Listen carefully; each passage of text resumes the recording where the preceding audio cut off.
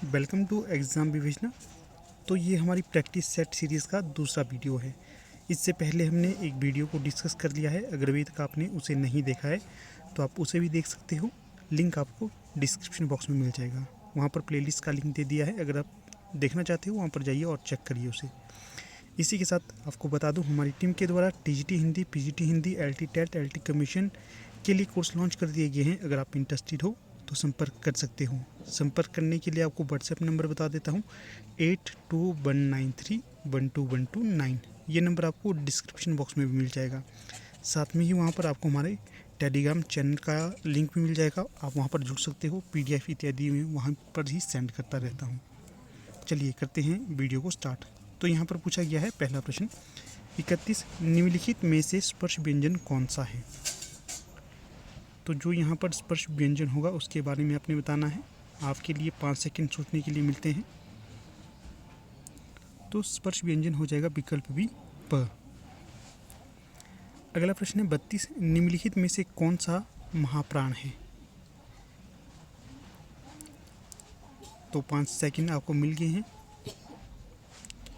तो जो यहाँ पर महाप्राण हो जाएगा तो वो हो जाएगा विकल्प ए, श। अगला प्रश्न है 33, क ख ग घ ण कौन सा वर्ग है। प वर्ग, च वर्ग, क वर्ग या ट वर्ग। ये आप उच्चारण करके ही पता लगा सकते हो यहाँ पर किस वर्ग का उच्चारण हो रहा है। अगर आप क ख ग इत्यादि उच्चारण करते हैं तो यहाँ पर आएगा क वर्ग। सी यहाँ पर सही विकल्प हो जाएगा। अगला प्रश्न है 34, निम्नलिखित में से संयुक्त व्यंजन कौन सा है। ग, क्ष, ट या ड।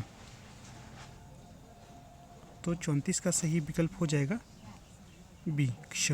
जो क्ष है ये संयुक्त व्यंजन के अंतर्गत आता है। आगे जो 35 से 39 तक शुद्ध शब्द चुनने के लिए कहा गया है। तो यहाँ पर शुद्ध शब्द चुनना है, कौन सा आएगा। तो जो 35 में अभ्यास है ये कौन सा शुद्ध होगा ये बताना है।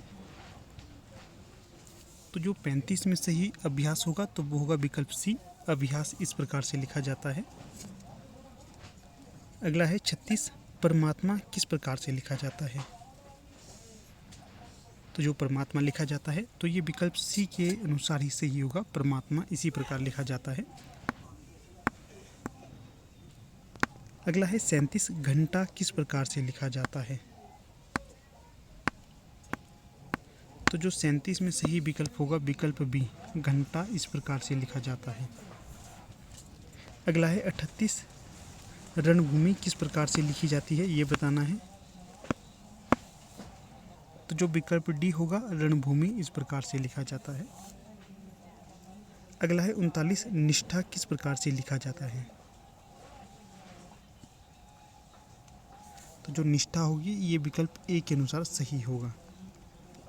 आगे है 40 से लेकर 44 तक संधि कीजिए। तो देखिए जो प्रश्न संख्या 40 है, देव जमा आल्य, इसमें कौन सा संधि सही होगा। तो जो विकल्प सी है, देवालय, इस प्रकार से देव जमा आल्य की, देवालय का जो संधि होगा देव जमा आल्य का, ये विकल्प सी सही हो जाएगा।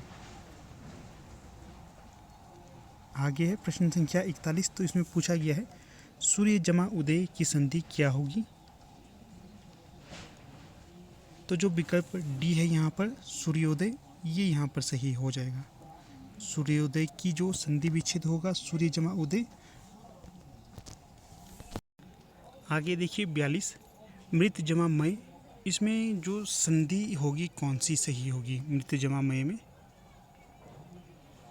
तो जो 42 का सही विकल्प हो जाएगा तो विकल्प ए, मृण्मय, ये सही संधि हो जाएगी यहाँ पर। अगर मृण्मय का संधि विच्छेद पूछा जाएगा तो ये जो यहाँ पर दिया गया है मृत जमामय, ये संधि विच्छेद हो जाएगा। और संधि अगर पूछा जाए तो ये मृण्मय संधि हो जाएगी। अगला है 43, वी जमा अतीत, इसका जो संधि होगा कौन सा शुद्ध रूप होगा। तो 43 का सही विकल्प हो जाएगा विकल्प बी, व्यतीत। जो व्यतीत है ये संधि होगी। और जो संधि विच्छेद पूछा जाएगा तो वी जमा अतीत, ये संधि विच्छेद हो जाएगा। दोनों का ध्यान रखना आपने, एक प्रश्न पूछा गया है, परंतु यहाँ से दूसरा प्रश्न भी ऑटोमेटिकली बन जाता है। ठीक है, इसका ध्यान रखिएगा। छोटी छोटी चीज़ें पर गौर फरमाना पड़ता है, तभी हमें लाभ मिलता है। अगला प्रश्न देखिए 44, अनु जमा एषण। तो इसका जो संधि कौन सा होगा? तो जो 44 का सही विकल्प हो जाएगा तो विकल्प सी अन्वेषण, ये सी सही विकल्प हो जाएगा। संधि ये हो जाएगी और संधि विच्छेद ये हो जाएगा। आगे देखिए 45 से लेकर 47 तक जो तद्भव शब्द है उसका चयन करना है। तो 45 में पूछा गया है कुठार का तद्भव शब्द क्या होगा? तो जो कुठार का तद्भव शब्द हो जाएगा कुल्हाड़ी। संस्कृत में कुल्हाड़ी को कुठार कहा जाता था। अगला है 40, मुष्टिका का तद्भव शब्द क्या होगा? तो ये हो जाएगा मुट्ठी। मुट्ठी को संस्कृत में मुष्टिका कहा जाता था। अगला है 47, तुरंग। तुरंग का तद्भव शब्द क्या होगा? तो ये हो जाएगा घोड़ा। सी सही विकल्प हो जाएगा यहाँ पर। आगे देखिए 48 से लेकर 50 तक उचित लिंग कौन सा होगा, उसका चयन करना है। तो जो ठाकुर का उचित लिंग कौन सा होगा? ठाकुर का स्त्रीलिंग अगर पूछा जाए तो जो सही विकल्प हो जाएगा ठकुराइन। सी सही विकल्प हो जाएगा। अगर हम बात करें 49 की, ननद का जो संधि जो ननद का लिंग परिवर्तन किस प्रकार से किया जाएगा 49 का? तो यहाँ पर सही हो जाएगा नंदोई।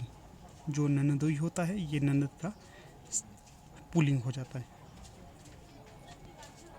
अगला प्रश्न देखिए 50, बालिका। इसका क्या हो जाएगा? तो जो बालिका का हो जाएगा बालक। बी सही विकल्प हो जाएगा। अगला है 51, आजीवन में कौन सा समास है? तो जो आजीवन है इसमें समास का हमने चयन करना है।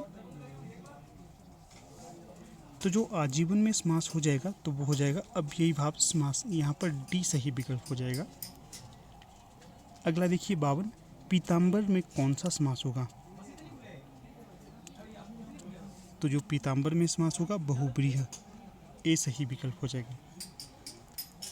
अगला है 53 से 55 तक भाववाचक संज्ञाएं चुनिए। तो यहाँ पर अगले प्रश्न में बढ़ने से पहले आपको बता देता हूँ, हमारी ग्रामर के लिए एक प्लेलिस्ट बनी हुई है। जब भी हिमाचल प्रदेश या कहीं बाहर कोई भी पेपर एग्ज़ाम होता है तो उसमें हम जो ग्रामर सेक्शन होता है, हिंदी साहित्य सेक्शन होता है और जो जनरल नॉलेज के क्वेश्चन होते हैं उनकी हम यहाँ पर विवेचना करते हैं। ठीक है, तो आपको उस प्लेलिस्ट को एक बार विजिट करना है ताकि आपको पेपर का पैटर्न पता चल जाए, किस प्रकार से पूछे जाते हैं और प्रश्न की भी थोड़ी सी आपको नॉलेज हो जाएगी। तो प्रश्न संख्या है 53, कुमार में जो भाववाचक संज्ञा बतानी है। तो जो 53 का सही विकल्प हो जाएगा विकल्प बी कौमारी है। इसी प्रकार भी पुलिस की परीक्षा हुई थी, उसमें पूछा गया था कि जो मीठा है इसका भाववाचक संज्ञा क्या होगी, तो उसे भी मैंने डिस्कस किया था। तो ये प्रश्न मैं आपके लिए छोड़ देता हूँ, मीठा का भाववाचक संज्ञा आप बताइए क्या होगा। अगला प्रश्न देखिए 54, शूर, इसकी भाववाचक संज्ञा क्या होगी? तो जो शूर की भाववाचक संज्ञा हो जाएगी शौर्य। अगला प्रश्न है 55, सुहृद, इसका जो भाववाचक संज्ञा क्या होगा? तो 55 का जो सही विकल्प हो जाएगा सौहार्द। जो सौहार्द है ये इसका सही विकल्प हो जाएगा। अगला प्रश्न है 56, अनुचर में कौन सा उपसर्ग होगा? अनुसर्ग और प्रत्यय के लिए भी मैंने आपको वीडियो बना दी है, अगर अभी तक आपने उसे नहीं देखा है तो आप उसे भी देख सकते हो। ठीक है ना, चाहे तो मैं उसका लिंक आपको यहाँ पर डिस्क्रिप्शन बॉक्स में दे दूँगा। तो जो 56 का सही विकल्प हो जाएगा विकल्प ए, अनु यहाँ पर उपसर्ग हो जाएगा। अगला है 57, परोपकार में कौन सा उपसर्ग होगा? तो सही विकल्प होगा विकल्प सी पर। अगला है 58, कृपा में कौन सा प्रत्यय होगा? तो जो विकल्प ए है यहाँ पर ये कृपा में प्रत्यय हो जाएगा। अगला प्रश्न देखिए 59, विलास में कौन सा प्रत्यय है?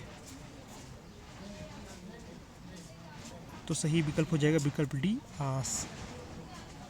अगला प्रश्न है 60, विराम चिन्ह बताइए। जो यहाँ पर चिन्ह बताया गया है इसका बताना है कौन सा उत्तर सही होगा। इस तरह चिन्ह वाले भी प्रश्न आपके लिए पूछे जाते हैं। आगे आने वाले समय में मैं आपके लिए चिन्हों की एक वीडियो बनाकर लाऊंगा जहाँ पर आपको सभी चिन्ह बता दिए जाएंगे किस प्रकार के हैं।